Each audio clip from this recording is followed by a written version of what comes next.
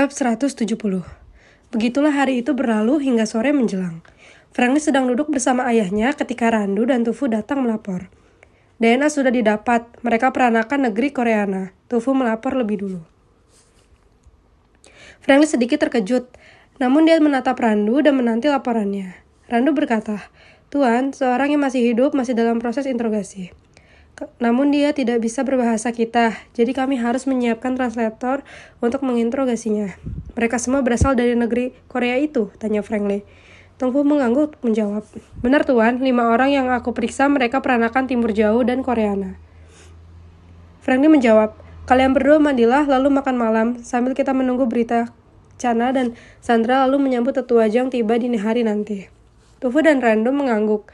Mereka berdua meninggalkan Franklin dan ayahnya. Johnny berkata, "Mereka musuh dari luar." Franklin menjawab, "Iya, mereka dari Timur Jauh, bukan dari negeri Koreana." "Mengapa engkau bisa berkata seperti itu?" tanya John. Franklin menjawab, "Ayah, pertama kita tidak ada permusuhan dengan negeri Koreana. Kedua, negeri itu tidak akan berani mengganggu negeri kita, dan terakhir aku tidak pernah memiliki musuh dari negeri ini. Jadi mereka dari Timur Jauh karena dengan mereka aku memiliki masalah.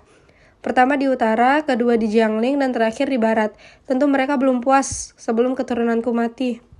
Johnny mengangguk, lalu dia bertanya, "Kenapa harus menggunakan orang Koreana untuk menyerangmu?" Franklin tersenyum menjawab, "Timur Jauh ingin mengadu domba kita dengan negeri Koreana. Di saat kita masuk, mereka akan ikut campur membantu Koreana, maka mereka mendapat banyak keuntungan." Johnny berkata, "Benar, mereka akan mendapatkan keuntungan. Pertama, mendapat sekutu baru, dan kedua, mereka bisa mengambil alih Koreana sebagai bagian negeri mereka." Saat makan malam, seperti biasa, terjadi kericuhan di meja para gadis karena berebut makanan. Tetua Lee melihatnya lalu tersenyum sedikit berbisik kepada Franklin dan John Lee. "Ini baru makan malam namanya, terasa nikmat di mana anak dan cucu berebut makanan." "Apakah aku harus merubah tata cara makan keluarga kita?" tanya John Lee. Tetua menggelengkan kepala sembari menjawab, "Saat di tempat resmi semua harus sesuai tata cara. Namun saat di rumah seperti ini, berilah mereka kebebasan karena engkau harus tahu saat berebut makanan itulah rasa persaudaraan mereka timbul, tumbuh, dan berkembang." "Bijaksana, memang rasa persaudaraan itu timbul di meja makan," tambah Jackson yang mendengar percakapan itu. Setelah makan malam, semua orang duduk di meja dan mengobrol penuh canda tawa. Sedang di mejanya, Franklin duduk termenung. Tufu bertanya, "Apakah Tuan memikirkan orang-orang Koreana itu?"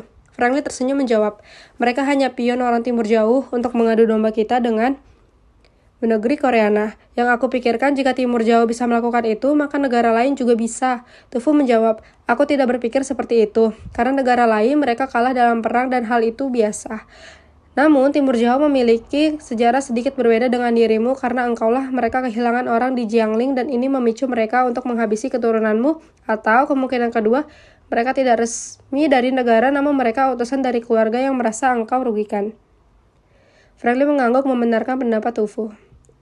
Pada saat itu, Chana dan Sandra masuk ditemani Richard Ye.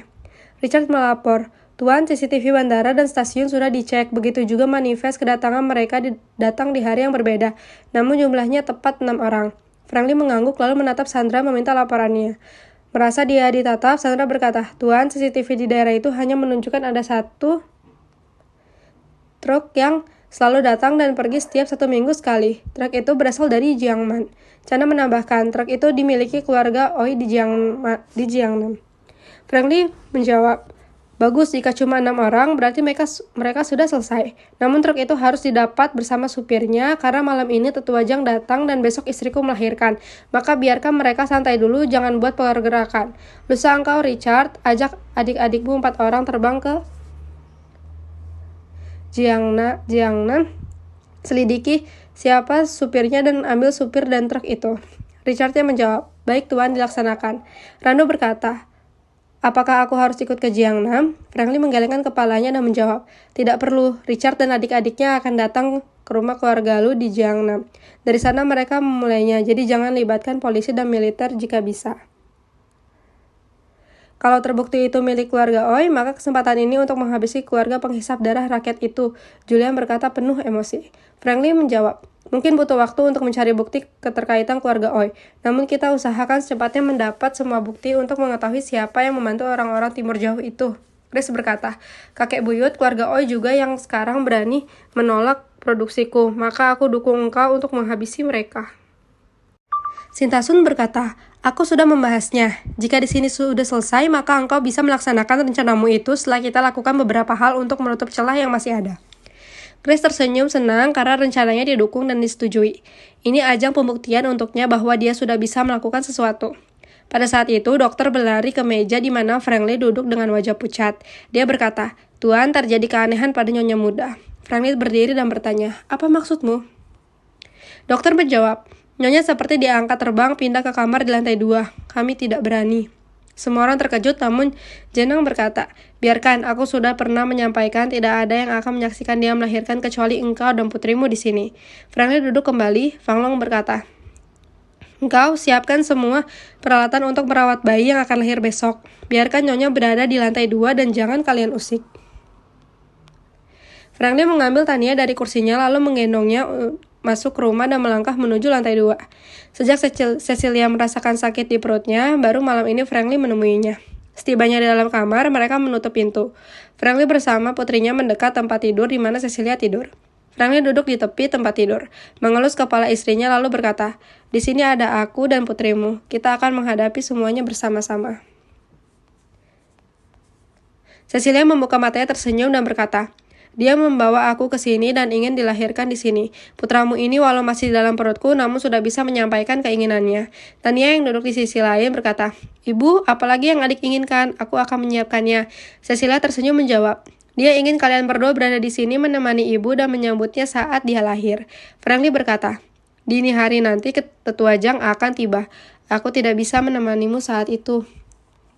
Cecilia menggelengkan kepalanya lalu menjawab, dia meminta engkau berada di sini dan biarkan tetua menunggu di bawah. Franklin mengangguk lalu tidur di samping istrinya. Tania mengikuti dia tiduran juga. Di taman belakang, Jenang berkata, Tuan dan Nona kecil tidak akan keluar lagi dari kamar itu hingga nyonya melahirkan. Anita lalu bertanya, jika dia tidak keluar, siapa yang menyambut para tetua nanti? Jenang tertawa. Putranya melarang dia menyambut mereka karena sepatutnya tetua yang berlutut pada tuan, bukan sebaliknya. Jackson yang bertanya, apakah tidak menyinggung tetua? Rio menjawab, tetua mengetahui ini. Mereka walau tetua, namun dalam status mereka jauh di bawah tuan muda, apalagi jika dibandingkan dengan putranya. Jackson bertanya, akan jadi apakah putranya itu kelak jika di dalam perut saja sudah begitu? Kali ini Jenang yang menjawab, dia akan menjadi legenda. Jadi hanya sebatas itu yang dapat kita ketahui, namun prosesnya mungkin seperti yang Tuan Besar Lu ketahui. Dia harus menderita, memiliki cacat tubuh yang bisa menjadi bahan orang untuk mengejeknya dan banyak lagi hal yang akan dia rasakan untuk menempa batinnya. Anita Lu tertunduk lalu bertanya, hingga kapan tempahan itu dialami hingga sempurna? Renata menjawab, Nyonya Besar, jika tidak ada tuan muda dan anak kecil mungkin dia membutuhkan waktu yang lama, namun dia beruntung memiliki ayah dan kakak yang juga memiliki pengalaman tampahan hidup. Anita mengerti, putranya dari usia 13 ditempa di keluarga Chen, cucunya ditempa oleh penderita bersama ibunya. Jenang menambahkan, menurutku, jika dia terus berada di sini, maka dia makin lama menjadi sempurna. Namun jika dia keluar, maka makin cepat dia menjadi sempurna. Rio berkata, kakak, takdir kita tidak tahu, begitupun perjalanan hidupnya. Tuan muda usia 13 tahun, meninggalkan rumah hingga di usia sekarang dia sudah menjadi matang. Siapa yang tahu bahwa tuan muda akan meninggalkan rumah namun takdirnya seperti itu. Maka terjadilah. Dan aku yakin putranya juga akan begitu mengikuti takdirnya sendiri. Tufu bertanya, aku berjanji untuk menurunkan semua yang aku miliki pada cucu buyutku itu. Apakah jika aku mengajarkan ilmu pengobatan padanya ada masalah? Karena aku tahu dia tidak boleh mempelajari ilmu bela diri apapun sampai usianya cukup. Jenang tersenyum menjawab, aku tahu engkau takut usiamu tidak dapat menunggu dia siap, bukan? Maka engkau bisa mengajarkan teori padanya dan engkau akan tahu bagaimana dia melahap semua teorimu dalam waktu singkat. Jika pada orang bertulang baik engkau butuh waktu puluhan tahun, maka padanya engkau tidak butuh banyak waktu. Tufu tersenyum menjawab, terima kasih, aku sudah menyiapkan semuanya, semoga seperti katamu. Dia melahap semua dalam waktu singkat, agar aku bisa tenang jika meninggalkan dunia ini. Jackson bergumam sendiri. Bisakah secepat itu? Dia manusia atau dewa?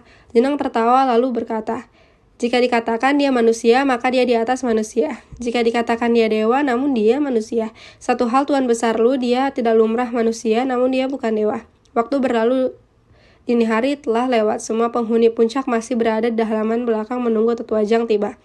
Rianti bertanya, kapankah para tetua akan tiba? Sambil melirik jam di tangannya.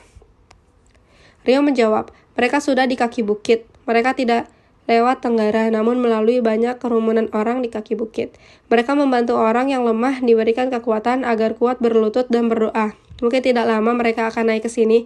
Mendengar ini, Anita ingin berteriak, namun terhenti ketika Vandu tiba lebih dulu dan melapor. Nyonya besar, di kaki bukit para tetua Jang menolong orang tua yang lemah. Apa yang mesti kami lakukan? Mohon petunjuk. Anita menjawab dan memberikan perintah. Biarkan mereka melakukan apapun yang mereka mau pada orang-orang itu. Setelah mereka selesai buka pintu dan kawal mereka menuju ke sini. Vandu mengangguk menjawab, dilaksanakan. Lalu dia berbalik dan melompat dalam sekejap dia sudah hilang. Dina bertanya pada Rianti, apakah semua penghuni puncak ini memiliki ilmu bela diri tinggi? Rianti mengangguk menjawab, mereka memilikinya. Itu belum seberapa jika engkau saksikan kakak iparku, maka itu baru ilmu bela diri sesungguhnya. Jackson sebagai yang tua berkata, mari kita bersiap untuk menyambut mereka karena tidak lama lagi mereka akan naik ke puncak ini. Liu Bao bersama dua saudaranya berkata, kami bertiga turun dahulu membantu tetua.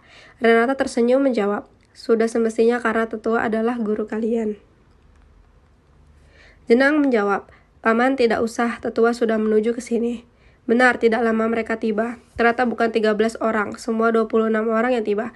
Semua sudah berusia lanjut dengan janggut putih panjang dan baju putih berkibar tertiup angin puncak Ka'bah. Jenang, Renata, Rio membungkuk, begitu juga Liu Bao dan dua saudaranya. Tetua membungkuk pada John Lee. Tuan besar, maaf merepotkan Anda hingga harus menunggu kami hingga larut begini. John Lee tersenyum. Tidak usah sungkan dan aku ucapkan selamat datang mewakili putraku. Tetua tersenyum dan berkata, Tuan muda sudah berada di kamar bersama Nyonya dan putrinya. Hanya butuh 6 jam setelahnya, maka Nyonya akan melahirkan. Sudah berapa lamakah Tuan muda masuk? Rianti yang menjawab, hampir 2 jam. Tetua tersenyum berkata, maka besok jam 7 Nyonya sudah melahirkan. Apakah pesan leluhur sebelah Jang sudah untuk menyiapkan daun pisang sudah dilaksanakan? Anita lalu mengangguk lalu meminta pelayan mengambilnya. Tetua meminta daun pisang itu, lalu membuat kotak dari daun pisang segar dan menyerahkan pada Renata sembari berkata, saat dia lahir nanti, engkau masukkan dia ke dalam bawa ke sini. Renata mengangguk menjawab, aku akan menunggu di luar kamar. Tetua tersenyum mengangguk, lalu dia menyerahkan daun pisang kering pada Jenang. Saat dia tiba di sini sebelum menginjak tanah, maka bakar dia dengan daun ini hingga kota daun berubah kuning. Jenang menerima dan bertanya, daun ini terlalu sedikit, apakah bisa aku tambah dengan kayu atau daun lain? Tetua tersenyum menjawab, walau selembar cukup dan itu cukup banyak mungkin tidak habis dibakar, kota itu sudah menguning. Jenang diam karena dia paham, namun yang lain bingung karena daun kering dibakar maka cepat habis dan tentunya tidak lama menyalanya. Tetua menatap Tetua Lu dan berkata, Tuan besar Lu, Tetua Li maaf baru menyapa kalian begitu juga Tuan Fu dan lain-lain tidak bisa menyebut satu persatu, terimalah salam hormat kami. Jackson menjawab, Tetua terlalu sungkan, yang terpenting bagaimana menyelamatkan cucu buyutku dan untuk itu aku mengucapkan terima kasih pada Tetua semua. Tetua mengangguk lalu dia bertanya pada Jenang, apa engkau sudah menceritakan apa yang diperintahkan Tuan besar? Jenang mengangguk menjawab, hanya sebatas yang aku ketahui, silakan Tetua menjelaskannya lagi. Tetua tersenyum, mengambil tempat duduk diikuti semua orang. Tetua mulai bercerita. Tuan besar bermimpi bahwa putra dalam kandungan Nyonya muda meminta semua tetua datang, semua yang seharusnya kami datang satu persatu di setiap tahunnya. Di dalam mimpi itu Tuan besar diperintahkan untuk membuka semua titik dalam tubuhnya dan menjaga titik ke-17 hingga usia 50 tahun. Semua dia mendengarkan. Tetua melanjutkan, maka kami, 13 tetua lama datang ke sini diikuti 13 calon pengganti kami yang akan ikut membantu proses pembukaan titik-titik itu. Rio bertanya, bukankah seharusnya dia melalui penderitaan agar menapa batinnya? Tetua tersenyum menjawab, semua ada takdirnya. Tuan besar bermimpi maka sesuai mimpi kita melaksanakannya untuk menempa batinnya, kita serahkan pada Tuhan untuk menentukan takdirnya. Rio mengangguk menjawab, Tetua benar. Tuan Li yang mendengar pembicaraan itu berkata, kami akan melepasnya dan tidak akan mengikatnya seperti tradisi yang sudah ada di keluarga Li selama ribuan tahun. Tetua Jang tersenyum menjawab, itu keputusan yang bijak, biarkan dia menempuh hidup seperti orang biasa, dengan begitu dia sudah menempa batinnya karena banyak hal yang akan dia temui. Johnny bertanya, namun dia tetap akan menjadi pewaris keluarga Ali kami. Dia juga harus menerima pelajaran seperti halnya pewaris lain, bukan? Tetua Jang tersenyum menjawab, Tuan Besar, engkau akan menyaksikan bagaimana dia nanti tanpa engkau ajari, dia akan mengerti dan tentu dia adalah pewaris keluarga Li selanjutnya dan kalian harus menjaga dan menjamin bahwa dia selamat. Dan tidak perlu aku sampaikan konsekuensinya jika terjadi hal buruk padanya, maka kalian keluarga Li akan menerima akibatnya. Renata menjawab, di sini selain keluarga Li, ada keluarga Lu yang akan menjaganya. Tentu ada ayah dan kakak perempuannya, maka aku menjamin dia akan baik-baik saja. Tetua tersenyum menjawab, sumpah itu tidak terbatas pada dirinya saat ini, namun selama keluarga Li ada, maka sumpah itu ada. Jadi, yang aku maksudkan adalah setiap pewaris memiliki hak itu dan menjadi kewajiban keluarga Li untuk menjaganya. Tetua Li menjawab, kami akan menjaganya seperti kami menjaga nyawa kami sendiri. Seorang tetua lain berkata, kakak, matahari sudah mulai menyingsing, mari kita melaksanakan subuh dahulu. Tetua Jang tersenyum lalu berkata, kami muslim dan pada waktu ini sudah waktunya kami berdoa, jadi kami mohon izin melaksanakannya dahulu. Johnny mempersilakan mereka memasuki aula. Selain 26 orang itu, ada Liu Bao dan istrinya, Renata, Jenang, Rio juga ikut subuh bersama-sama. Di halaman belakang, Rianti bertanya, mereka akan membakar hidup-hidup keponakanku. Tufu tersenyum menjawab, mereka melakukan apa yang mesti dilakukan dan aku yakin tidak akan mencelakakan keponakanmu itu. Kurang dari 1 jam lagi kakak akan melahirkan. Aku ingin duduk di sampingnya. Rianti kembali berkata sembari melihat ke jam kecil di tangannya. Anita Lu menjawab, engkau menyaksikan. Kakakmu terbang pindah ke lantai 2 dan tidak mengizinkan siapapun masuk kecuali suami dan putrinya. Maka engkau dan kita semua menunggu di sini. Setelah menunaikan kewajibannya, para tetua dan semua yang ikut keluar menuju taman belakang. Renata tidak diam menuju lantai 2 duduk di sana menunggu. Tetua meminta yang lain mulai melaksanakan persiapan lainnya. Ada yang membuat api dan merebus air. Ada yang mengambil arang dari api dan memisahkannya. Semua bekerja dibantu penghuni puncak. Tetua Jang duduk menemani yang lain. Dia melihat kebingungan orang-orang itu, maka dia berkata, kalian lihat ada 12 kegiatan bukan? Ini adalah proses pembukaan titik yang diawali dengan daun pisang, dilanjutkan rebusan air, bara api dari arang, dan seterusnya. Dan terakhir adalah aku dan 12 orang saudaraku akan membuka titik terakhir dan menyegelnya. Anita bertanya, apakah dia akan direbus hidup-hidup? Tetua menjawab, benar, dia akan merasakan panasnya air, api, dinginnya air, dan merasakan bagaimana rasanya berada di alam kubur. Johnny bangkit karena terkejut dan bertanya, maksud tetua dia akan dikubur hidup-hidup? Tetua tersenyum mengangguk, dia akan dikubur hidup-hidup dan akan tetap hidup. Tetua Li berkata, engkau tenanglah, tetua tahu apa yang mesti dilakukan untuk menyelamatkan cucumu itu. Mendengar ini, Johnny duduk dan berkata, putraku dan istrinya tidak akan mengizinkannya. Tetua Jang tersenyum dan berkata, putramu dan istrinya sudah mengetahui proses ini. Matahari sudah terbit. Tetua Jang menatap matahari lalu berkata, dia akan segera lahir.